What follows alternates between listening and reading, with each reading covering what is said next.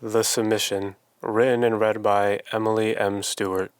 A pillar made of rosebuds and violet, an aroma swept across empty and rugged spaces. A city stood, swallowing overgrown gardens, with the dead brush bleeding into every crack and crevice of the cool, rough cement. Lamps brightened the dark streets and did little to enact more than a dull and vacant glow, flickering intermittently as tiny cream moths flew helplessly against the glass of searing gold. To blurred eyes, they almost looked like petals dancing in the wind, celebrating the sweet night air. But this scent is not pleasant, a mephitic draught that holds you, gripped tightly in your throat and squeezed by your lungs. Sickly, yet tastefully, this confusion blankets everything you see, hear, smell, touch.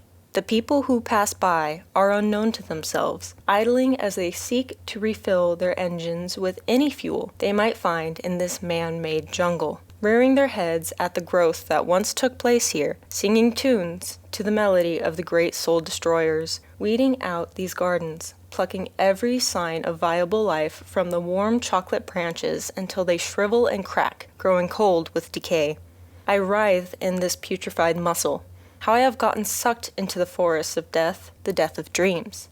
Tastefully, I may keep my composure, despite the stench of all this rot, this compost building over walls that were once carefully laid. How robust! Nature's greatest mechanisms, more pure and efficient than the tin we call flesh and the bolts we use as joints. Slowly, all of these people will begin to corrode, just like the old posts in this garden. The stiff and lifeless ivy that slithers around each groove and bend will begin to grow, to wander again. White moths, like snowflakes swirling, a white flag waving as a plea. Over and over, pressing against the burning bulbs each night until the sun rises, only to come again. Helplessly playing out their destruction, blinded by the danger and harm caused to their being. If you are still enough, you may be able to witness the frail flowers peering past the layer of dirt that clings to our guilt, timidly rising against the stratum of shame and disgust laid as mulch by the machine people. These wires twist and curl inside me as a medley of insects and fallen oak leaves eat away at my being.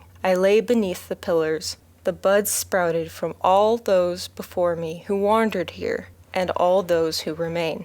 A fragrance of broken intentions is sent adrift in this palpable silence as I gaze at these columns made of amethyst, made of emeralds. A bursting of life reclaiming itself. These violets and roses whisper, "Tell me your sorrows," as streams of oily tears pour from automated sockets, and we will come and submit to the earth, lamenting over everything we did and everything we could have done.